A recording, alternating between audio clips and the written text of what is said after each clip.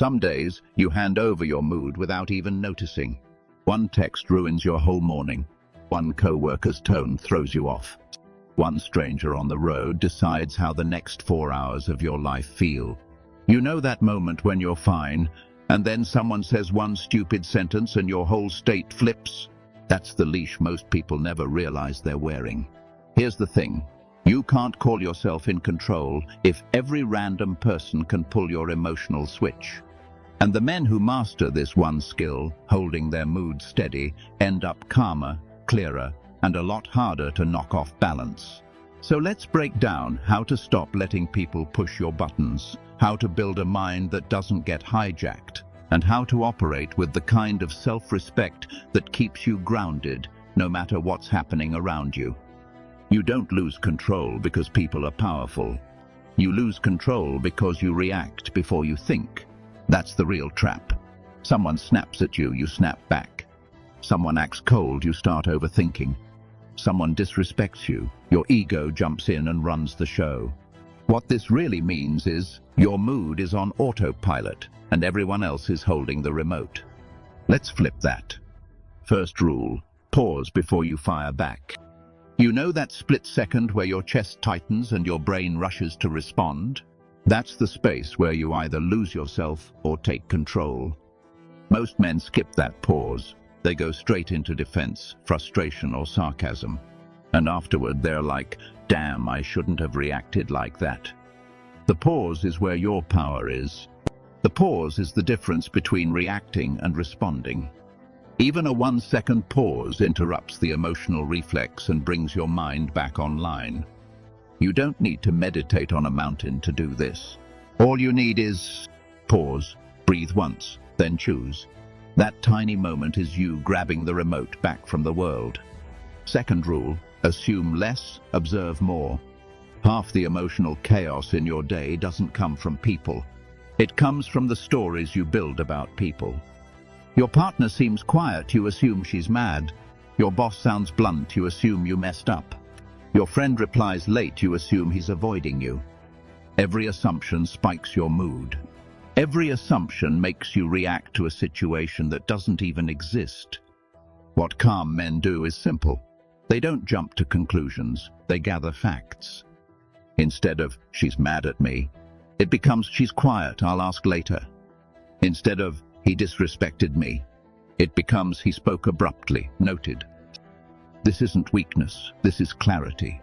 And clarity protects your mood far better than overthinking ever will. 3. Don't match people's energy.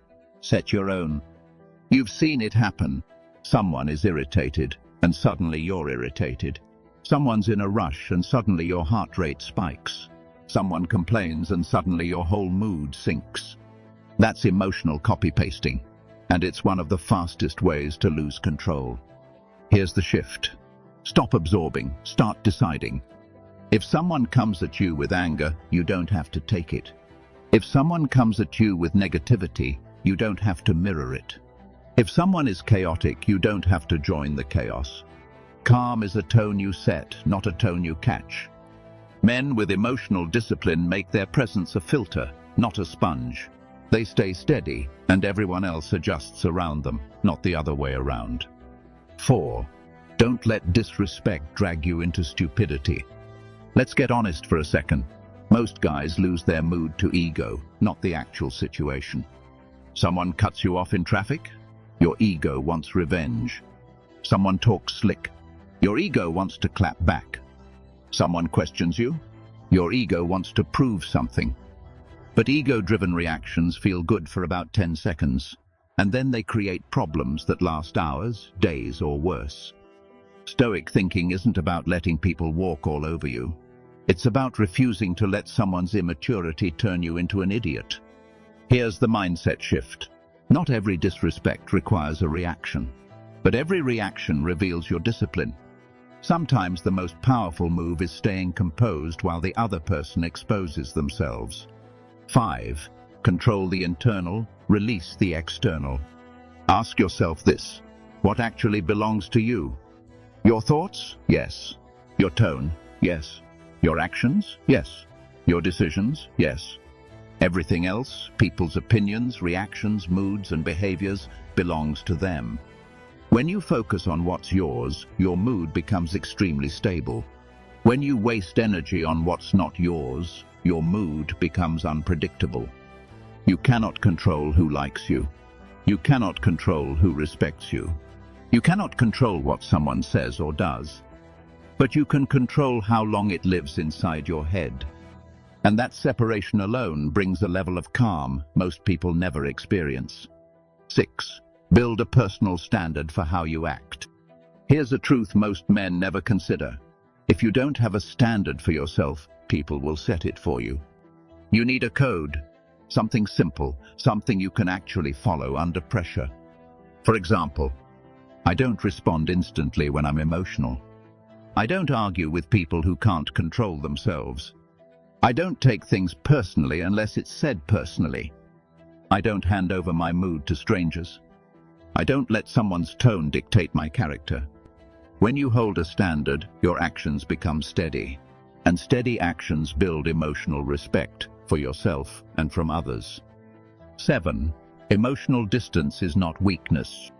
A lot of men think staying calm is being cold. It's not. Here's the reality. If you attach your mood to everything, everything will shake you. Emotional distance means you don't get dragged into every storm. It means you look at situations with a clear mind first, feelings second. It means you stop reacting just because your brain got poked. And ironically, emotional distance often leads to better relationships. Why? Because you're not bringing unnecessary drama into them. Distance gives perspective. Perspective gives clarity. Clarity gives peace. 8. Stop trying to win emotional battles. Here's a little secret. Most arguments aren't about the topic. They're about control. People want to trigger you because a triggered person is predictable, and predictable people are easy to manipulate. When you stay calm, two things happen. You stay in control of yourself. The other person loses their grip on you. Not responding with fire doesn't make you passive. It makes you untouchable. Let people argue with themselves.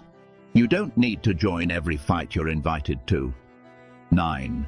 Always come back to self-respect. Let's break it down. If someone can ruin your whole day, you're giving them more respect than you give yourself. Self-respect shows up in how you protect your peace, in how you manage your reactions, in how you maintain your emotional center when everything around you is pushing you off it. When you respect yourself, you stop handing the keys of your mood to people who haven't earned that kind of access. And when you stop handing out access, your life gets quieter, clearer, and a hell of a lot easier. 10. The mindset to carry with you. You're not trying to be emotionless. You're trying to be unmanipulable. You're not trying to be distant. You're trying to be steady. You're not trying to ignore people. You're trying to choose your responses instead of being yanked around by impulses. A calm man isn't boring. A calm man is dangerous because nothing blinds him. And once you realize your mood is yours, not anyone else's, you stop living like a puppet and start living like a man in control. If this hit you, here's your next move. Don't just watch and forget. Pick one rule from this video and run it for the next 7 days. The pause, the clarity, the standard, the emotional distance. Choose one and apply it. Your mood will feel different, and people will treat you differently because of it. If you want more breakdowns like this, real grounded self-improvement for men who want clarity, calm, and self-respect, hit follow. Let's make you unshakable.